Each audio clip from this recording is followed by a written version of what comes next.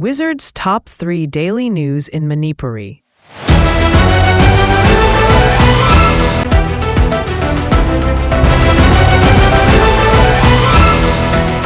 Manipur के governor अमसुंग Assam Rifles की DG फमिनदुना Manipur की सिक्योरिटी की फिवम नौना खन्नखरे मणिपुर के गवर्नर अजय कुमार भला अमसुंग असम राइफल्स के डायरेक्टर जनरल लेफ्टिनेंट जनरल विकास लखेरागा राजभवन दा उनदुना हौजिक इरांग मायोकनरिबा मणिपुर दा सिक्योरिटी की डिप्लॉयमेंट की मतंग दा कुपना खननैनखरे हाइना चेरोल लमन मखात फोंदोगली असम राइफल्स की डीजी अमसुंग मणिपुर के governor अनीना ngarang imphal gi raj bhavan da state asigi security ki phibam khana nei nakiba adu tha asigi tara taruk ki numidang da Bishnupur district ki Churachapur district ka lonaba torbung amasung phaugak chau ikhai gi mafam sing da koki kulai pai bani haina chingnaba bom yauna nongmai round kaya kapsinduna nauna mayum da hanjilak liba IDP sing da attack tawkiba adu gi matung oinana पांथोखिबा meeting नि हाई AR की DG लाखेरना मणिपुर के governor उनकिबा अदुना मणिपुर पुंबगी ओइना डिप्लॉय तौरिबा असम राइफल्स की पर्सनल सिंगना सिक्योरिटी अमदि मियांगी पुलिस अमसुंग लंटुंग नाकना होनबदा लौरिबा थौदांग सिंग मयक सेंगना थंखिबा गलोइना असम राइफल्स ना हौजिक मणिपुर स्टेट शांति अमसुंग तंगदु लैताबा हंजिलकनबा होनबदा लेप्त्री हाइनसु पाउदम की हाई ऑफिशियल स्टेटमेंट अमदा असम राइफल्स ना Manipur state civil administration security forces मियामगा अकनबा कोऑर्डिनेशन थमदुना मणिपुर दा तुंग कोइना शांति अमसुंग तंगदु लैताबा पुरकनबा होटनरी हाइनसु नौहौना निंगसिंगी मिफम अदुदा बिष्णुपुर डिस्ट्रिक्ट की तोरबुंग अमसुंग फौगाक चाउ इखाइदा लिसिंग अनि कुलहुमदगी मे अहुमदा कांगलुप अनि की ख्वाइदगी इहान हाना होरकिबा मफमनि हाइना फोंगदोकिबगा लोइनना था असिगी तरा तरुक की नुमिदांग दा तौरकिबा एटेक असिगी मखा तारकबा ओइना हाइरिबा कुलसिंग असिगे अकोइबदा अहेनबा सिक्योरिटी फोर्सिंग थाजिंदुना प्रजा मयांगी पुंसी अमसुंग लंथुंग ngaकपि थबकसिंग कनखत हनखिबगा लोइना मनाक नकपा चिंगनबा चिंगी मफमसिंग दसु हौजिक फावबा लेप लेतना पाकतकना सर्च ऑपरेशन सिंग चथबगा लोइना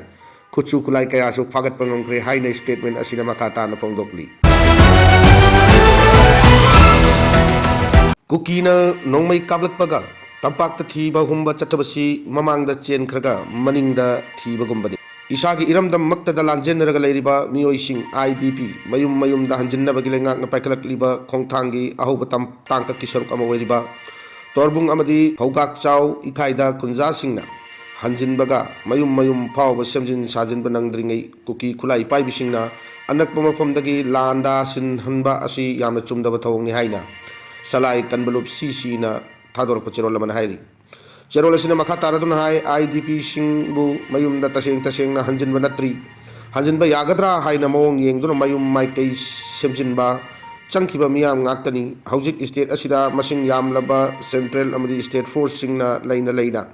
असिगुंबा थौदोक थोकनबा हाइबसी सेंटर अमदी स्टेट लैंगाक अनिमकि अचौबा मरालनी लैंगाकना अमुक हन्ना असिगुंबा थौदोक लमदम असिदा थोकलोइदबनी अमरोमदा तंगदु लैताद्रबा खुंजा मियाम नोंमै बोमना चिंबा सिजिनरगा लंदारमलगा मतुंग खुचु खुलाइदी फंगले हाइरगा मदुदा चेनबा मिसक मियोय अमता फागतपा ngamdana aduga tampaki namdam singda section thorang loduna thi humbagi thabak chataba asisu angakpani mamangda chen khraga maningda maira paiduna thibagumbani manipur asi thugai ge ningba manba thong amata lengang tawridabani madugi mahutta IDP sing asibu athuba matamda lengakna thakhiba matam madugi manungda tangdu leitana marai kai mayum da hanjil hallu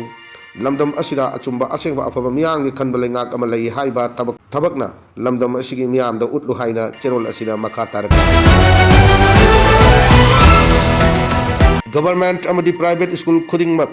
BSEM न फोंगबा class 1 दगी 10 फाउबगी text book सोइदना तमहनगदबनी P रोमैन हौखिबा चही खरगी ममांगदा directorate of education as government of Manipur न थोकिबा ऑर्डर अमना मणिपुर गवर्नमेंट प्राइवेट स्कूल खुदिंगमक board of secondary education Manipur BSEM न फोंगबा क्लास 1 दगी 10 फाउबगी टेक्स्ट बुक सोइदना तमहनगदबनी हाइना all Manipur recognised private school welfare association गी सेक्रेटरी P रोमैन ना प्रेस्टा थादोरकपा चेरोलमन हाइरि चेरोलसिन हाइरिबा ऑर्डर अदु इकाई खुमनबा ओइना मणिपुर गवर्नमेंट की मखादा लैरिबा प्राइवेट स्कूल खुदिंगमक न इंदुना चली अदुबा हंदकि अनौबा सेशन 2023 हाइरिबा